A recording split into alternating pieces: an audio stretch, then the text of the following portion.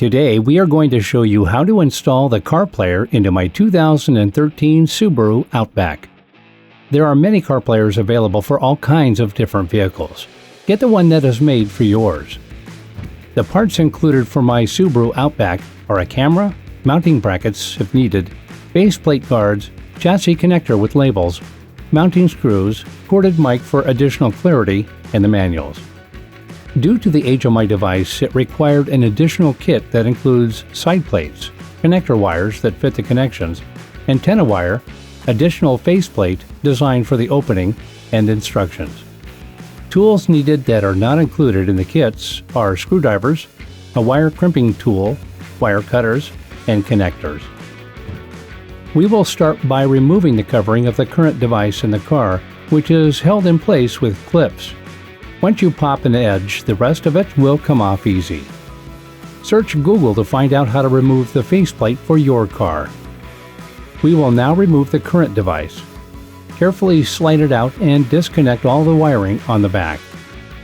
Next, I will install the side plates onto the CarPlayer using the screws provided and a screwdriver. Now we will pull the wire for the backup camera that is included through the right passenger side of the paneling and plug it into the CarPlayer. Now we will connect the wiring harness to the CarPlayer. Next, we will connect each colored wire from the harness using the additional kit from my car to the harness in the CarPlayer. This requires stripping each wire and inserting them into a connector. Crimp both sides well and check that there is no play. Do this for all the colors. We are now pulling the wiring for the external mic and plugging it into the CarPlayer. Next, connect the antenna wire to the CarPlayer. Now connect the wiring harness to the car.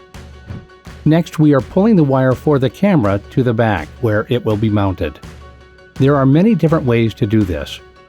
For my car, we are going to go through the floor by placing the wire into the plastic guards. They pop up fairly easy, and it's good to hide the wiring there all the way to the back.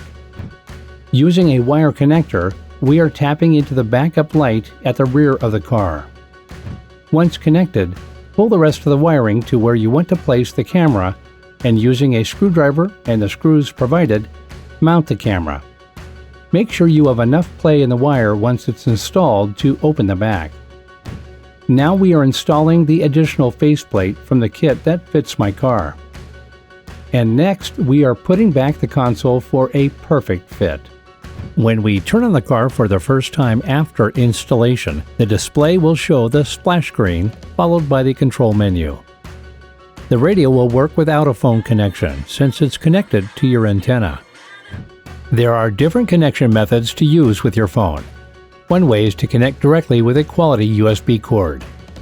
Since I'm using an Android device, I will select Android Auto first on the CarPlayer, then insert the USB cord into both my phone and the bottom USB slot on the CarPlayer. The top slot is for charging only. Android Auto should start on your phone once connected. If it doesn't, you will need to download it from the App Store. I can now make and receive calls, listen to music, respond to messages, and more. You can also connect via Bluetooth without having to use a USB cable. To connect via Bluetooth, start by opening Bluetooth on your phone and scanning to find Gemini in the list and pair it with your phone.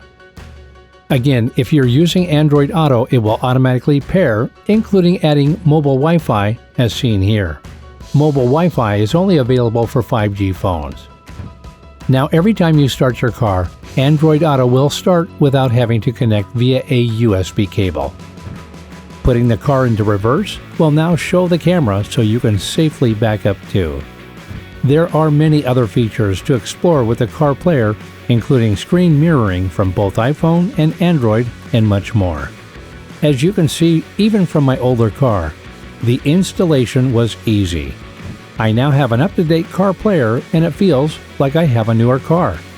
CarPlayer is a must-have.